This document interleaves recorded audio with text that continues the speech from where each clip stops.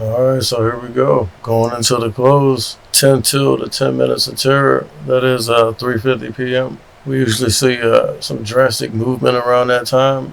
I am actually looking for the fade. I do have the 455s and the 454s, and I believe the 453s expiring later in the week, though. So just in case we don't get the move, I mean, I could always swing them because I think we did actually gap up. So we had a little gap up, right? And then we just ripped. So, I mean, obviously the market has been super bullish, in my opinion, and it isn't sustainable. It just all comes down to your time horizon, basically. I mean, this is just craziness, though. Feeling some pain right now for sure. But again, we aren't trading zero DTEs. I actually went out more than a day or two.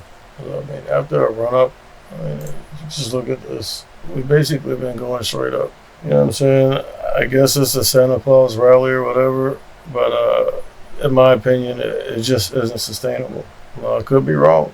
We shall see. It seems like there's some resistance up here at 455. So again, when we bounced up here, I grabbed some 455 puts, and then when we came back up here, I averaged down and grabbed more.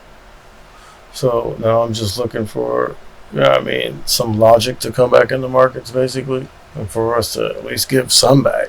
I'm not saying give it all back, but Jesus, I would think we would give some back.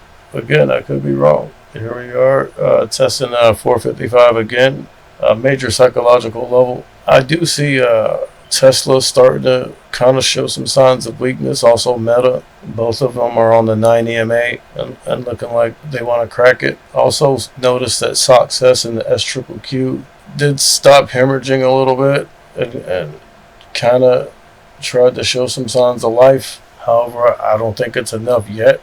But I mean, just looking, obviously the market's just been bullish as hell. But again, how long can we be bullish for? And if we don't give it back today, surely we'll gap down tomorrow or the day after that. You feel me? But I do see the S&P 500 looking like it's wicking to the downside.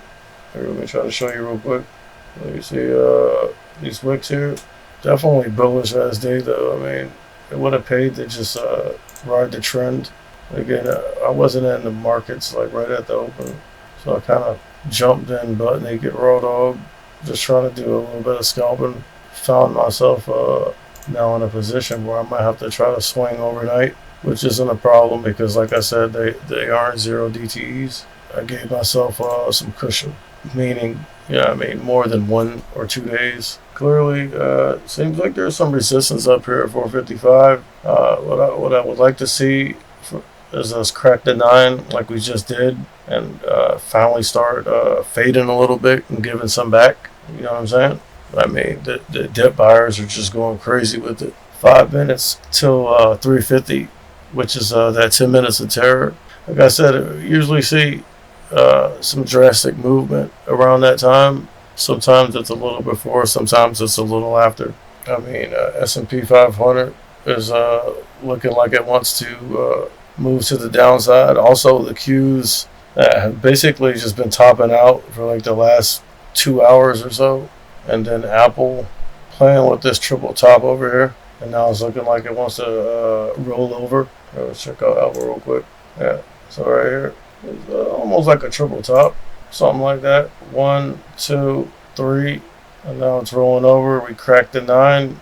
I mean, that's clearly not enough, though. I need this thing to come down here and crack the 120 and start heading down towards VWAP. Let's get back to the SPY.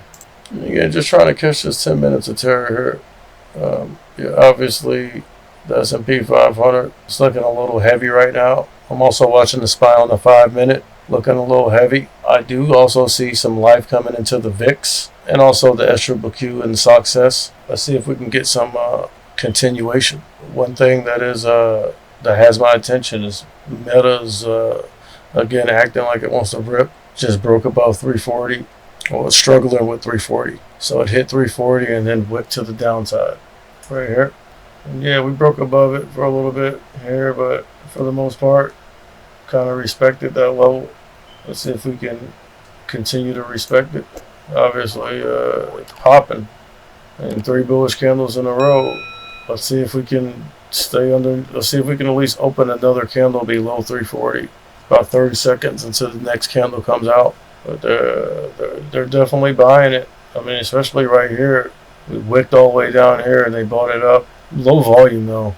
See how we're wicking to the downside off 340 here? That's what I want to see. Now, I would love for us to crack the 9 like we just did and now open a new candle below 340 especially and below the 9 EMA. And there goes the continuation to the downside. New candle just opened up down here about 339.60s. Let's see if we can get more continuation. Let's go back to the SPY.